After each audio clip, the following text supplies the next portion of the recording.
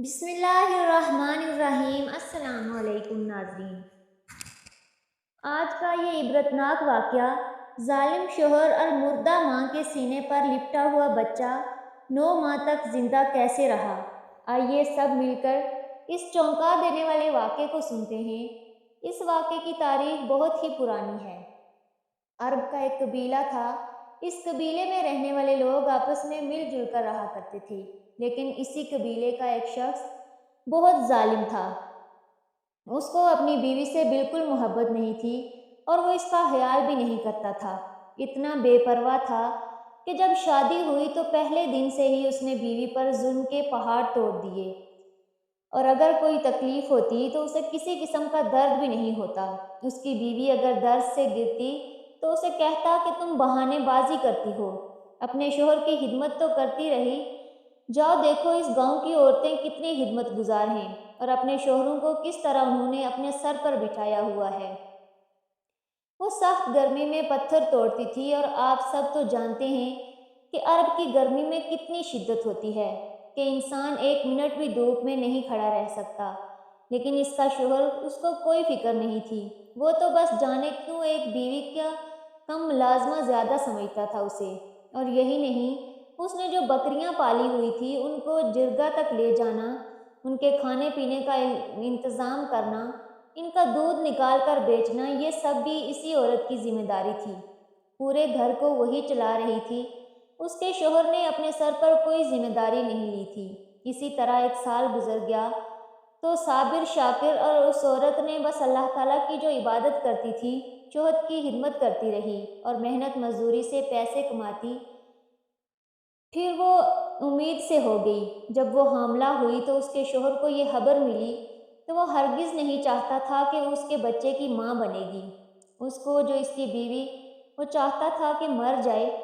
وہ کب سے تو یہی چاہ رہا تھا، بس کسی دن یہ میری زندگی سے نکل جائے۔ ہمیشہ وہ یہی سوچتا، یہی تدبیر کرتا کہ کس طرح اس عورت کو اپنی زندگی سے نکال دوں۔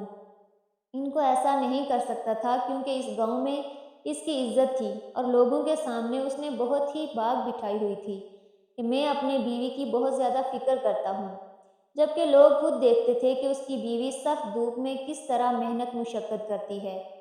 یہی سوچ کر اس نے ایک ترکیب سوچی اور بیوی کا خیال رکھنا شروع کر دیا۔ اس کی دلجوئی کرتا کہ میں بہت خوش ہوں کہ تم ماں بننے والی ہو۔ میرے دل میں جو بھی کڑواہٹ تھی سب نکل گئی ہے۔ اب ہم خوشی خوشی رہیں گے، تم، میں اور ہمارا بچہ۔ بیوی بھی حیران ہوئی کہ لگتا ہے اولاد نے اس کو بدل دیا ہے۔ اب اولاد اس دنیا میں آئے گی تو یہ مزید مجھ پر مہربانی کرے گا۔ جو محبت مجھے آج تک نہیں ملی اپنے شوہر کی، وہ محبت مل جائے گی۔ بہت خوش تھی کہ چلو دیر سے صحیح اس کو مجھ سے محبت تو ہوئی، پر وہ معصوم سیدھی سادی عورت یہ نہیں جانتی تھی کہ اس کے شوہر نے سازش اچھی رچی ہے اور وہ اس کو مارنا چاہتا ہے، اور مارنے کے لیے وہ کھانے میں روز اسے زہر ملا کر دیتا ہے۔ وہ زہر جس کا اثر اتنی جلدی نہیں ہوتا، بلکہ وہ خاص قسم کی جڑی بوٹی تھی جو اس عورت کو ختم کر دیتی، اور بچہ بھی مر جاتا اور کسی کو کانو کان خبر نہ ہوتی۔ سب یہی سمجھتے کہ زچگی کے دوران، یعنی بچے کی پیدائش کے دوران، ماں مر گئی اور بچہ بھی اس دنیا میں نہیں آ سکا۔ جب 9 ماہ گزر گئے اور وقت آ گیا کہ بچے کی ولادت ہونے والی ہے، اس کی تو نیت تھی، لیکن اللہ تعالیٰ کی قدرت سب سے بڑی ہے۔ اگر وہ چاہے تو وہی کرتا ہے جو اس کی منشا ہے۔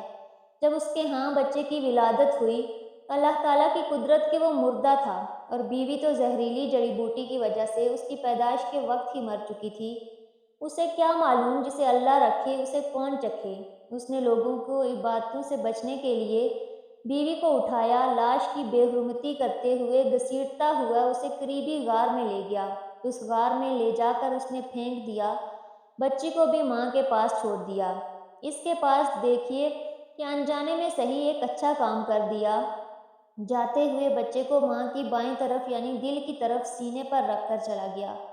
یہ انجانے میں ہوا تھا، لیکن وہ نہیں جانتا تھا کہ یہ تو اللہ تعالیٰ کی حکمت ہے۔ جب وہ وہاں سے جا رہا تھا تو دل ہی دل میں پھولے نہ سما رہا تھا کہ اچھا ہو گیا اب اس عورت سے میری جان چھوٹی۔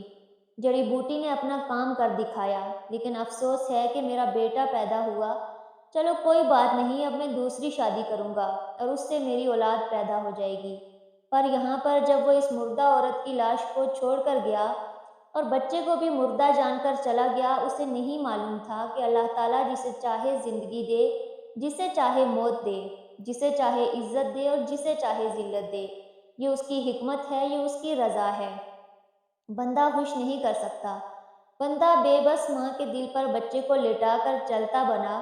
جاتے جاتے اس نے غار کے منہ کو بھاری پتھروں سے بند کر دیا، کیونکہ وہ نہیں چاہتا تھا کہ اس بات کی بھنک ذرا برابر بھی گاؤں کے لوگوں تک پہنچے، کیونکہ قبیلے کا سردار بہت سخت تھا اور بہت انصاف پسند بھی تھا۔ اگر اسے خبر ہو جاتی کہ ایک آدمی نے اپنی بیوی کو زہر دے کر مارا ہے، یہ عورت کی لاش کو اس نے قبر میں دفنانے کے بجائے غار میں پھینک دیا ہے، ان سب باتوں سے بچنے کے لیے اس نے غار کو بند کر دیا۔ ہمیشہ ہمیشہ کے لیے وہ خود کو محفوظ کر چکا تھا۔ یہ اس کی خواب خیالی تھی۔ وہ نہیں جانتا تھا کہ وہ ایک ذات ہے جو آسمانوں پر بیٹھی یہ دیکھ رہی ہے کہ میں ہوں، میں جو کرتا ہوں وہی ہوتا ہے۔ بندہ لاکھ چاہے تدبیریں کرے، لیکن ہوتا وہی ہے جو مزدور خدا ہوتا ہے۔ وہ پلٹ کر واپس نہیں آیا۔ 9 ماہ کا عرصہ گزر گیا۔ 9 مہینے کے بعد راز کھلنا شروع ہوا۔ ایک بار اس کے دوستوں کا وہاں سے گزر ہوا تو دیکھا غار کے پتھر اپنی جگہ سے ہل رہے تھے اور ایک سوراخ وہاں سے نظر آ رہا تھا۔ قریب جا کر جو دیکھا، وہاں بچے کے پاؤں کے نشان بھی تھے۔ لوگ ڈر کر وہاں سے بھاگ گئے۔ یہ اس کے خاص دوست تھے۔ انہوں نے سیدھے جا کر اسے خبر دی کہ تم جہاں اپنی بیوی کی لاش دیکھ کر آئے ہو، وہاں پر کسی بچے کے قدموں کے نشان ہیں۔ تو وہ کہنے لگا، ارے تمہارا وہم ہے، بھلا ایسے کیسے ہو سکتا ہے؟ وہ عورت اور اس کا بچہ تو ابھی تک ڈھانچہ بن چکے ہوں گے، اور ویسے بھی میرا بچہ مردہ پیدا ہوا تھا، وہ زندہ کیسے ہو سکتا ہے؟ ایسی بات نہیں ہے۔ اس کے دوستوں نے لاکھ اسے سمجھانا چاہا کہ جاؤ دیکھ کر آؤ۔ ہم نے خود اپنی آنکھوں سے، ایک شخص نے نہیں بلکہ 3 دوستوں نے وہ پاؤں کے نشان دیکھے ہیں صحرا کی زمین پر، لیکن اس نے ان کی بات نہیں مانی اور بات ٹال دی۔ لیکن پھر کچھ عرصہ بعد وہ کچھ لوگوں کی محفل میں بیٹھا ہوا تھا۔ اس بستی کے سردار کے آدمی تھے، ان کے ذریعے اسے معلوم ہوا کہ فلاں غار کا پتھر اپنی جگہ سے ہٹ گیا ہے، جبکہ وہاں پر پتھر لگے ہوئے تھے اور وہ بھاری بھاری پتھر تھے، لیکن ایسا لگ رہا ہے کہ ان پتھروں کو کسی نے آرام سے ہاتھوں میں اٹھا کر وہاں رکھا ہے۔ اس کو ڈر لگا کہ اب میری بیوی کی لاش سب دیکھیں گے اور سردار تک یہ خبر پہنچی تو پھر میں تو زندہ نہیں بچوں گا اور میں تو جھوٹا ثابت ہو جاؤں گا۔ یہ راز صرف میرے خاص دوستوں کو معلوم ہے، باقی سب گاؤں والوں سے تو میں نے یہ کہہ دیا تھا کہ زچگی کے دوران، یعنی بچے کی پیدائش کے دوران، ماں اور بچہ دونوں مر گئے۔ اب وہ جلدی جلدی اس ڈر سے کہ لوگ اس غار کے اندر نہ چلے جائیں، اس غار کے پاس گیا تو اس غار کے باہر بچے کے چھوٹے چھوٹے قدموں کے نشان تھے۔ اندر گیا تو وہ سمجھ رہا تھا کہ اس کی بیوی کی لاش اب ڈھانچہ بن چکی ہوگی، لیکن اس کا جسم بالکل صحیح سلامت۔ اللہ تعالیٰ نے اپنی قدرت کاملہ سے اس کے جسم کو بالکل محفوظ رکھا، ایسے جیسے ابھی ابھی اس کی موت ہوئی ہو۔ ابھی وہ مری ہوئی بیوی کو دیکھ کر حیران ہی ہو رہا تھا کہ اس کی نظر ایک صحت مند بچے پر پڑی۔ 9 ماہ کا وہ بچہ جسے دیکھ کر اس کی آنکھیں پھٹی کی پھٹی رہ گئیں۔ یہ کیسے زندہ ہو سکتا ہے؟ یہ تو مردہ تھا، اس کی سانس رک چکی تھی، اور یہ اب تک زندہ کیسے ہے؟ اسے کیا خبر تھی کہ اللہ تعالیٰ کس طرح رزق کا انتظام کرتا ہے؟ وہ اس بچے کو دیکھ رہا تھا کہ وہ ہنستا کھیلتا ماں کے سرہانے بیٹھا تھا، اپنی ماں سے باتیں بھی کر رہا تھا کہ جیسے وہ حیات تھی اور اپنے بیٹے کا خیال بھی رکھ رہی ہیں۔ اس شخص نے جب بیوی کو ہاتھ لگایا تو دیکھا سیدھی جانب سے بیوی کا جسم بالکل ختم ہو گیا ہے، مگر بائیں جانب، الٹی جانب، یہاں پر دل ہوتا ہے، جس جگہ سینے پر بچے کو لٹا کر گیا تھا، وہ بالکل تازہ اور صحیح ہے۔ اس نے دیکھا، میرا بیٹا، میرے بڑھاپے کا سہارا، اسے یہاں نہیں چھوڑوں گا۔ اچھی بات ہے، مجھے خوشخبری مل گئی کہ میرا بیٹا زندہ ہے۔ وہ شخص بچے کو گود میں اٹھا کر وہاں سے بھاگ ہی رہا تھا کہ اس کے پیر میں کسی زہریلے کیڑے نے کاٹا۔ اس کی عبرتناک موت کی وجہ وہ کیڑا بن گیا، وہیں ڈھیر ہو گیا اور منٹوں کے اندر لاش اس کی گل سڑ گئی۔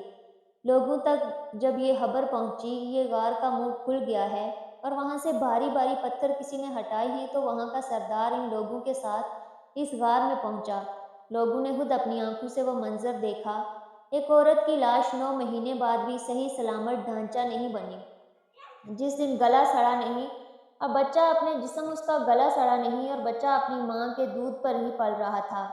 پھر بچے کو اس کی ماں سے الگ کر کے اب وہ کام کرنا تھا جو فطرت کا تقاضا تھا، یعنی اس عورت کی لاش کو حرمت کے ساتھ، عزت کے ساتھ، سبحان اللہ کی صداؤں کے ساتھ اللہ اکبر کہتے کہتے دفنانا تھا۔ لوگوں نے اللہ تعالیٰ کا وہ کرشمہ اپنی آنکھوں سے دیکھا۔ سردار نے حکم دیا کہ اس عورت کو بہت عزت اور آبرو کے ساتھ قبر میں دفن کیا جائے، کیونکہ یہ شہید ہے۔ بچے کی پیدائش پر جو اس دنیا سے چلی جاتی ہے، اس کو شہید کا درجہ دیا جاتا ہے۔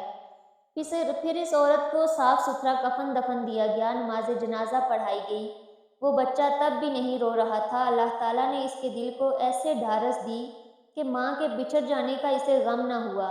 اسے ایسا لگ رہا تھا کہ اس کی ماں ہمیشہ ہمیشہ اس کے ساتھ رہے گی۔ دل کو اطمینان ہو گیا تھا۔ وہ کمسن بچہ بس اپنی ماں کو جاتے ہوئے دیکھ رہا تھا۔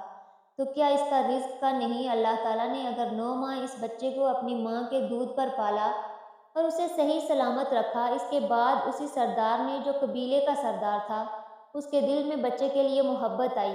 وہ بے اولاد جوڑا تھا۔ اس کی بیوی تک جب یہ خبر پہنچی تو اس نے کہا، فوری طور پر اس بچے کو یہاں لایا جائے، میں اسے پالوں گی، میں اس کی ماں بنوں گی۔ وہ شہید عورت تو قبر میں دفن ہو کر جنت میں جا چکی تھی اور جنت سے اپنے بچے کو پلتا ہوا دیکھ رہی تھی۔ اس بچے کا نام خلوی رکھا گیا اور وہ بچہ العظم قبیلے کا ایک بڑا سردار بنا۔ وہ اتنا بہادر تھا کہ اس نے کئی قلعے فتح کیے، نیک نامی میں سب سے آگے تھا۔ تربیت اور پرورش قبیلے کے سردار نے کی، لیکن اسے ایسا ہی لگتا تھا کہ روحانی طور پر اس کی ماں اس کے ساتھ ہے اور ہمیشہ رہے گی۔ سبحان اللہ! جس آدمی نے اس کو اس کی ماں کے ساتھ وہیں پھینک دیا تھا، جو اس کو مردہ جان رہا تھا، 9 مہینے اس غار میں اپنی ماں کے ساتھ وہ الگ رہا۔ اللہ تعالیٰ نے رزق کا انتظام بھی کیا۔ ماں کی لاش حرمت کے ساتھ وہاں رہی اور عزت کے ساتھ اس دنیا سے وہ گئی۔ شہیدوں میں اس کا شمار ہوا اور دنیا میں اس کے بچے کی کفالت کرنے کے لیے اللہ تعالیٰ نے کیسا عمدہ نظام کیا۔ سچ ہے، کوئی کسی کا کچھ نہیں بگاڑ سکتا، چاہے کوئی کتنی سازش کر لے، چاہے کوئی لاکھ تدبیریں کر لے۔ سب سے اعلیٰ تدبیر اللہ تعالیٰ کی ہے۔ اس نے جو لکھ دیا ہے وہی ہوگا۔ وہ صرف بندے کو آزماتا ہے کہ میرا بندہ ابھی آئے اور توبہ کرے۔ اگر وہ توبہ کرے گا تو میں اسے معاف کر دوں گا۔ اگر وہ نیکی کے لیے 1 قدم بڑھائے گا تو میں اس کے لیے اس کی طرف 10 قدم بڑھاؤں گا۔